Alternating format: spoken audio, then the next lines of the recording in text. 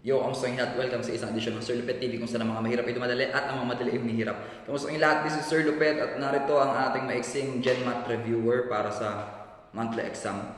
Okay, so sa unang problem natin, meron ditong given na function and then kukunin natin yung inverse niya. So yung dito ng given dito ay f of x is equal to x squared plus 5. So pag nakakita kayo ng f raised to negative 1 tapos x, ibig sabihin niya pinapakuha kung ano yung inverse ng function na yun. So, sa mga playlist natin or sa playlist natin ng GenMat, meron na akong mga videos about pagkuha ng inverse of a function. So, pwede nyo panoorin din yun and ito ngayon yung isang example natin.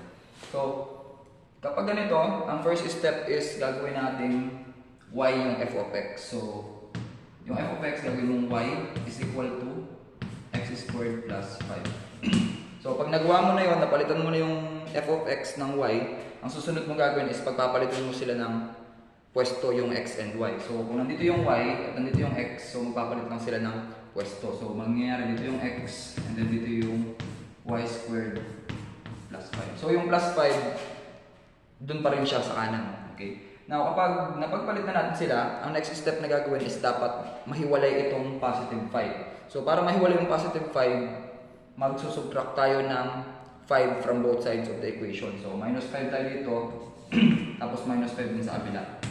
So, mangyayari niyan, itong part dito sa kanan, magiging y squared na lang, kasi makakancel itong positive 5 minus 5. So, cancel na yan. And then dito sa kabila, meron pa tayong x minus 5. So x minus 5 yun. And then, pagkatapos niyan, pwede mong parang pagpalit lang sila ng pwesto without changing the sign. So, y squared is equal to x minus 5. Now, kailangan yung left side natin ay walang exponent. So, para mawala yun, kukunin natin yung square root ng both sides. So, square root natin dito, tapos square root din natin itong kabila. Yan. So, ang square root ng y squared ay y. And then, ang right side natin will be square root of x minus 5. So, wala nang simplest form yan. Now, ang last na gagawin dito is yung y ay papalitan natin ng f raised to negative 1 at x para sabihin na yun ay kanyang inverse. So, meron tayong f raised to negative 1 at x is equal to square root of x minus 5. So, ito na yung answer. Okay? So, ibig sabihin yan, yung inverse ng f of x is equal to x squared plus 5 ay square root of x minus 5. So, yun yung way, yun yung process, yun yung step kung paano natin kunin yung inverse ng given na function. Okay? Okay, so para naman sa next natin na example, ang problema naman dito is kukunin natin yung horizontal asymptote at saka vertical asymptote ng isang rational function. So yung given na rational function dito ay f of x is equal to 5 over x plus 6 and then meron tayong plus 2. Okay? Now, kung tatandaan nyo, kapag kukunin natin yung vertical asymptote, yun yung VA dito, ang ginagawa lang natin is kinukuha lang natin yung zero of denominator. No? So, ang lalagay ko dito is para makuha yung VA, get the zode. Okay? Or get the zero of denominator. So, para makuha yun, anong gagawin natin?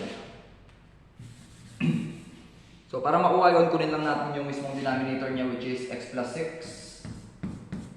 And then, itong x plus 6 na to, ginagawa natin, ini-equate natin to 0, di ba? So, lalagyan mo ng equal to 0. And then, after that, alam mo na yung mangyayari, kailangan mawala itong positive 6 sa left. So, magma-minus 6 tayo and then ganun din yung gagawin natin sa kabila. So, sa pangyayaring yun, ma-cancel ito and then the answer is x is equal to negative 6. 0 minus 6 is negative 6. So, ito ngayon ay ang ating vertical asymptote. Okay?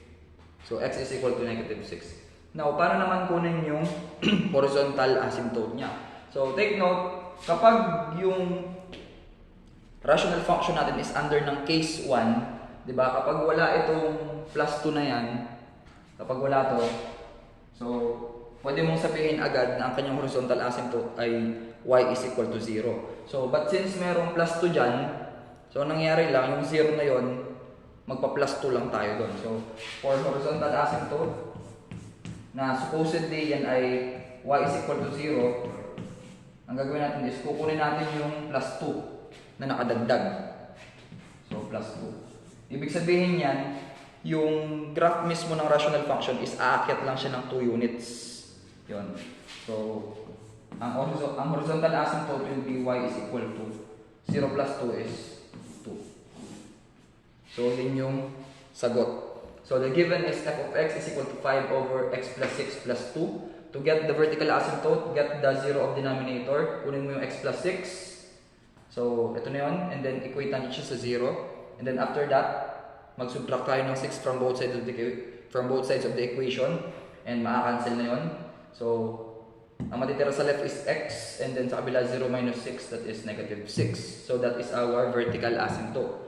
For horizontal asymptote, kung ang ating given rational function ay under ng case 1, so kapag inalis ko yung plus 2, automatic yan, y is equal to 0. But since merong plus 2 doon, yung 0 na yun, magpa-plus tayo ng 2 sa kanya, so magiging y is equal to 2. Ibig sabihin, yung graph ng rational function ay aakyat ng 2 units. So, since yun lang naman yung hinahanap, hindi nyo na kailangan i-graph pa mismo. Okay? Okay, so for our third problem, ito naman yung solving exponential equation. So, anong ginagawa sa solving exponential equation?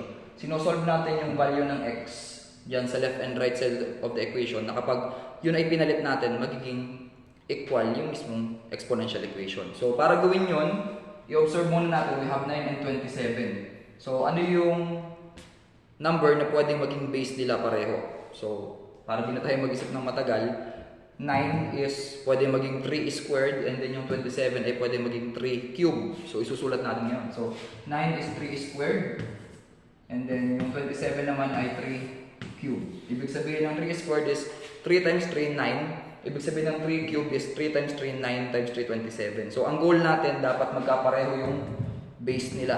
Maging parehong 3. Okay? Now, don't forget na meron siyang mga existing na exponents bago natin siya i-express into exponential form. So, sasama natin yun, x plus 2. And then dito sa kabila is x minus 3. Now, kapag pareho na, yung base nila, which is 3, pwede mo nang kunin is yung mga exponents na lang nila. And then we're going to solve for x. So, meron tayong sa exponent 2 times quantity x plus 2 is equal to 3 times quantity x minus 3.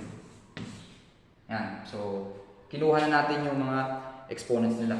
Now, ang next step na gagawin natin is we're going to distribute. So, 2 times x is 2x plus 2 times 2 is positive 4. And then sa kabila naman, equal to 3 times x, that is 3x. And then minus 3 times 3 is positive 9. Yan, distribute. Ano lang yan? Multiplication by distribution. So, ang susunod natin gagawin is lahat ng variables dapat nasa left lang, lahat ng mga whole numbers nasa right. So, dito, kailangan mawala yung 3x, so magma-minus tayo ng 3x dyan. Same with dito sa part na to. And then dito, kung positive 4, kailangan malipat siya sa kabila or magma-minus tayo ng 4 dito and magma-minus din tayo ng 4 sa kabila. So, para ma-maintain yung equation, kung anong ginawa natin sa left side, ganoon din yung gagawin natin sa right side ng equation. So, itong part na to, makakancel na to. Same with this. Pag magkapareho pero magkaiba ng sign, makakancel yun. So, simplify na lang ito. 2x minus 3x is negative x equal negative 9 minus 4, that is negative 13. Okay? So, kapag ganyan ngayon, pareho silang may negative sa magkabila. So, pwede mong i-multiply both sides of the equation by negative 1 or divide both sides by negative 1 or simply cancel mo na lang yung dalawa nilang negative. So, the answer is x is equal to 13. So, yung sagot is x is equal to 13. Ibig sabihin, kapag 13 daw yung pinalit ko dun sa mga variables na x, magiging equal yung exponential equation natin. So, pwede nyo i-try yun. You can do some checking and then kapag nag-equal yung sagot sa dulo, so tama, yun na-solve natin na x is equal to 13. Now, for our last problem, meron tayo ditong evaluating logarithmic expressions. So, dito, pinag-a-add natin ang dalawang logarithm. So, paano natin magagawa yon, di ba?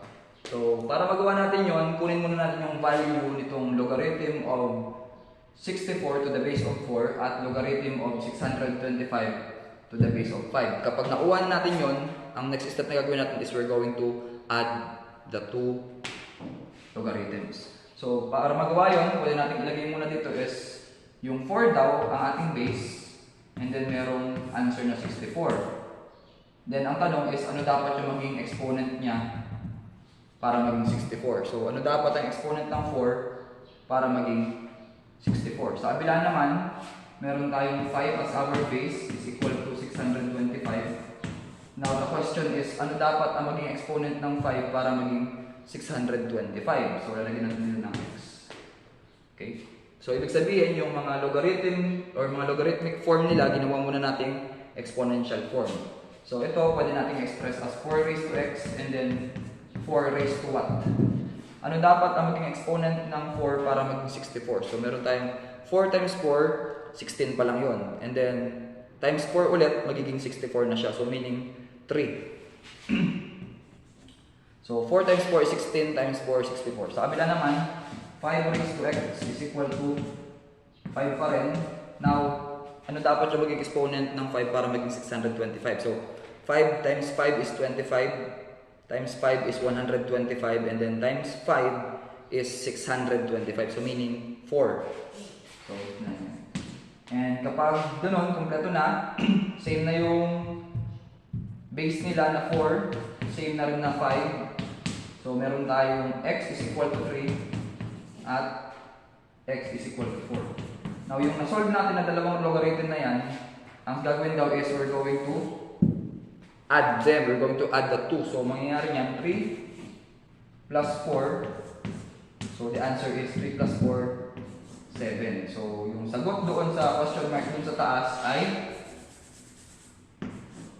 7. So, ibig sabihin, logarithm of 64 to the base of 4 plus logarithm of 625 to the base of 5 is 7. Okay? So, yan ang ating apat na word problem that will serve as your reviewer para sa ating second monthly test sa GenMath. So, I hope naintindihan nyo, sana nasundan nyo. If may questions kayo, pwede nyo ilagay sa ating comment section and then share mo rin sa classmate mo na nangihingi ng tulong habang nagre-review. And pakilike na rin yung video bilang support sa ating channel. And kung bago lang sa ating channel, please do subscribing. At hanggang dito muna. This is Sir Lopet na nagsasabi na sa bawat problema merong solusyon. Dapat tayo ang maging solusyon para iwas konsumisyon. Maraming salamat. Ingat nasan ka man. God bless you and goodbye for now.